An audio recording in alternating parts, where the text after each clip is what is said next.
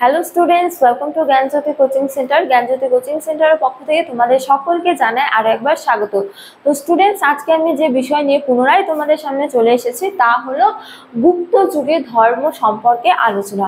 তো আলোচনা শুরু করার পূর্বে তোমাদের একটা ছোট্ট ইনফরমেশন দিয়ে রাখি যে তোমরা যারা এখনো আমাদের সাথে যুক্ত হওনি কিংবা যুক্ত হতে চাইছো, তারা উপরের এই দুটো নাম্বারের মধ্যে যে কোনো একটিতে যোগাযোগ করে আমাদের সাথে যুক্ত হতে পারো। চলো আর দেরি না করে আমরা আজকের আলোচনা শুরু করি। তো আজকের আলোচনা হলো গুপ্তদের ধর্ম বিশ্বাস সম্পর্কে, বা বলা যায় যে গুপ্ত যুগের ধর্ম সম্পর্কে আলোচনা। তো বলা হয় যে গুপ্ত যুগে ব্রাহ্মণ্য ধর্ম হিন্দু ধর্মে পুনর্গঠিত হয়েছিল। অর্থাৎ গুপ্ত যুগে যে হিন্দু ধর্মের উদ্ভব হয়েছিল তার সঙ্গে ব্রাহ্মণ্য ধর্মের কিছুটা পার্থক্য লক্ষ্য করা যায়।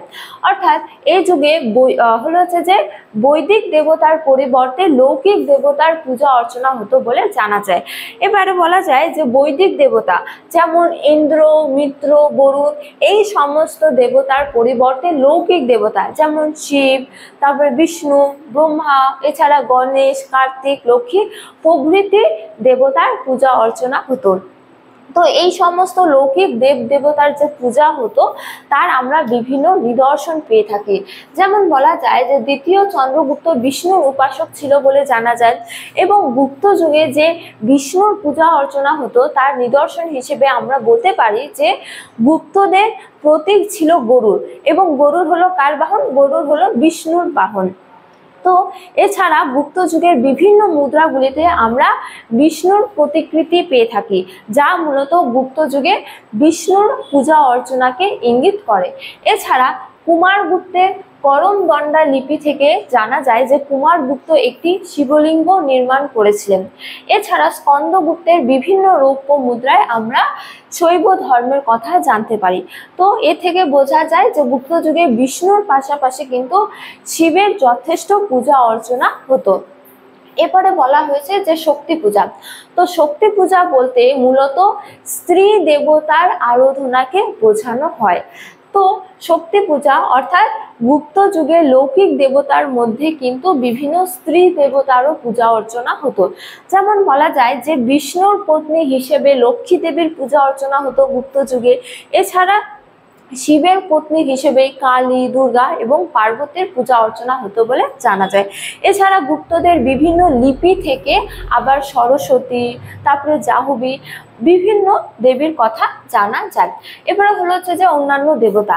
তো বলা যায় যে গুপ্ত যুগে বিষ্ণু এবং শিবের পাশাপাশি কার্তিক যথেষ্ট জনপ্রিয় ছিল বলে জানা যায়।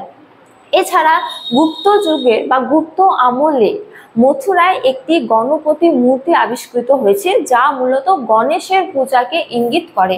এছাড়া গুপ্ত যুগে সূর্য দেবতারও পূজা অর্চনা হতো। তারপরে বলা যায় যে অন্যান্য ধর্ম। এক্ষেত্রে বলা যায় যে গুপ্ত যুগে হিন্দু ধর্মের যথেষ্ট প্রাধান্য থাকলেও কিন্তু অন্যান্য ধর্মও যথেষ্ট জনপ্রিয় ছিল। যেমন গুপ্ত সম্রাটরা কিন্তু পরধর্ম সহিষ্ণু ছিল, যার ফলে এই যুগে অন্যান্য ধর্মেরও যথেষ্ট প্রাধান্য ছিল।